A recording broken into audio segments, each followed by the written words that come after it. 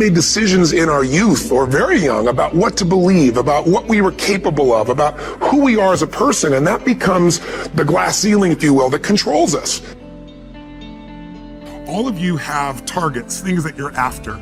If you're going to get a new result, if you're going to grow your business, if you're going to be able to support your mom, if you're going to get rid of the anxiety, if you're going to be able to overachieve and not have all that fear inside of you, you obviously need to get a new result.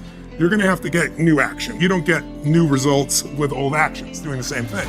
What human beings can do is amazing. What they will do is usually disappointing. It's not because we're not capable of it. It's because we don't have new actions, because we get in certain emotional states that dominate us, like anxiety, like fear of failure, right? Like fear of the loss of your mother as an example. So if you're in a state of fear, you're going to behave very differently and get very different results than if you were in a place of being courageous or bold or warm or connected or playful, any of those. For the point where you fear, and for some people, and I think in some cases, it's also a recognition of who I am and what I'm capable of. So for somebody whose life is already great, this is about, what if I could take on another skill that could create more freedom for my life? And just saying, I'm not having to go out and try and do it all perfectly right now. What I'm going to do for the next 8 weeks, I'm going to create a little ritual.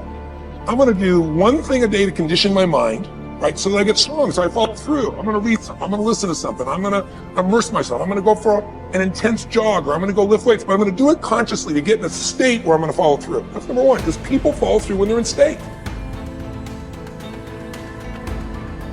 So the most important key to changing your life in any situation is to change results, you got to change behavior. But to change behavior, you got to change the emotional state you're in. When things are bad, people think it's going to be bad forever. When things are good, they think it's going to be good forever. And they're always wrong. Life's cyclical. If you got $1 billion and every day you're pissed off and frustrated, the quality of your life is called pissed off and frustrated. Right. But if you have nothing, but you're euphorically grateful for whatever you have, you're the richest person that you're going to know. He said, so it doesn't matter how much money you got if you don't have gratitude. Because I believe you have to condition it. You don't just hope that stuff shows up. Think about it in your own life. Haven't you had some area of your life where you raised your standard and your life has never been the same? You did it for years and you kept trying to change it, and kept telling yourself, I should. And then one day something happened. Something just clicked you over. Something took you over that kind of tipping point. And inside yourself, you said, no more. It was a very, very different experience, wasn't it? Something inside of you shifted, and what was a should became a must, and you've never gone back. Is there an area like that in your life you can think of? Again, did you ever smoke cigarettes? Did you ever eat a certain way, drink a certain form of alcohol, and then finally say no more, and you just don't go back? And notice this, it doesn't really take any willpower anymore. Because somewhere when we make this click, when we make something a must, we attach ourselves to it. It becomes part of our identity.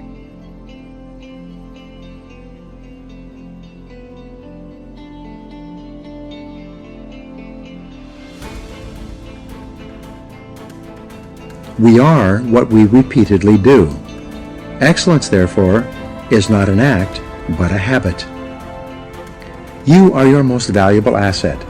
Your life, your potential, and your possibilities are the most precious things you have. Thus, your great goal in life should be to fulfill that potential and become everything you are capable of becoming. Your ability to learn, grow, and fulfill your potential is unlimited. Today, people are graduating from high school and college in their 70s, learning new subjects and developing new capabilities.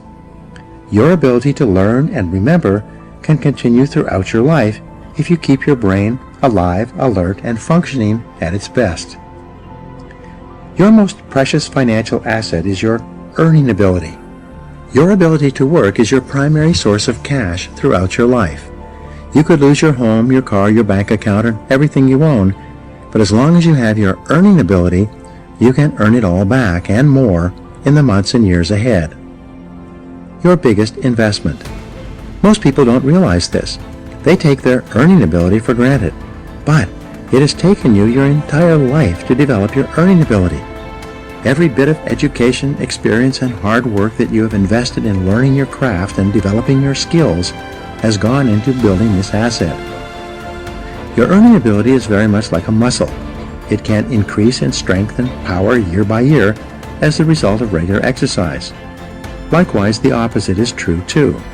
If left alone or ignored, your earning ability, like your muscles, can become weaker or even decline because you have simply failed to upgrade it continually. In other words, your earning ability can be either an appreciating or a depreciating asset. An appreciating asset is something that grows in value and cash flow every year as a result of continual investment and improvement.